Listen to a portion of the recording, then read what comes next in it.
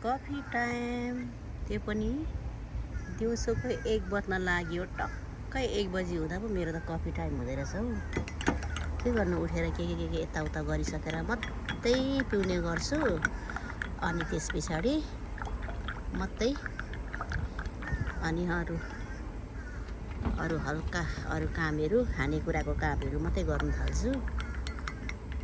हेर्नु, यो नेपालमा हुँदैन हामीले कति यसको पत्ता कुटेर अलिकति बेसार लगाएर अलिकति अमिलो लगाएर नि हातमा लाउँथ्यौँ, मेहन्दी बनाउँथ्यौँ। यो फुलको यस्तो दामी दामी छ है।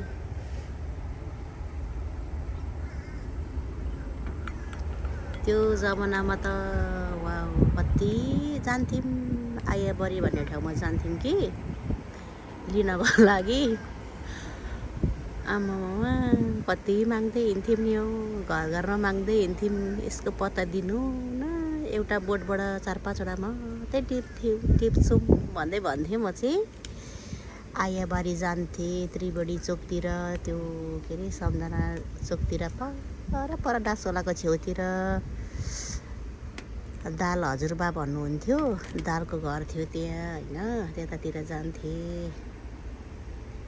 अनि स्विमिङ गर्थेँ, पौडी खेल्थेँ, खोलामा माछा मार्थेँ। त्यहाँदेखि राति मात्रै घर फर्किन्थ्यो।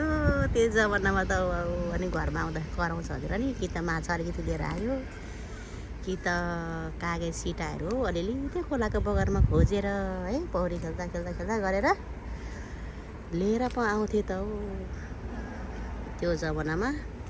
अनि त्यतिखेर चाहिँ नि फिल्म के चल्दै थियो भने नि, राजेश हमालको युगदेखि युगसम्म हो कि के भन्ने चल्दै थियो क्या त्यो जमानामा।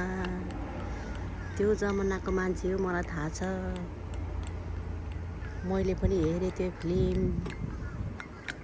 त्यतिखेर म जान्थेँ। त्यतिखेरको साथीहरू चाहिँ को छ हौ आयाबारीको मेरो साथीहरू? 1-2जना मगरहरू छ है, त्यो आयाबारीको साथीभाइहरू।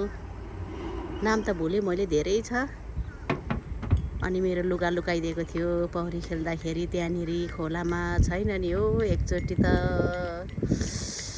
प्यान्टीमा मात्रै घर आएको छु, अलिकति दाउरा बोकेर लुगा सबै कसले खोलामा बोकाइदियो कि त त्यो बालुवामा पुर्दैछ क्या हो। कस्तो बदमास थियो साथीहरू। तल खेल्थ्यौँ, तल त्यो डाँस खोलाको क्या हो, तल त्यो के खोला भन्छ त्यहाँ। कालो माटोहरू पनि निक्लिन्थ्यो क्या। अनि त्यो कालो माटो खन्नुको लागि पनि त्यहाँ खोलाभित्र पस्थ्यौँ। कस्तो ठाउँ थियो है त्यो। सम्झना त आलै छ हौ मेरो त हौ। ल त्यतिखेर त अनि राजेश हमालको फिल्म चलिरहेको थियो, युगदेखि युगसम्म हो कि के भन्ने थियो। अलिअलि याद छ मलाई। ल, थ्याङ्क यू फर वाचिङ।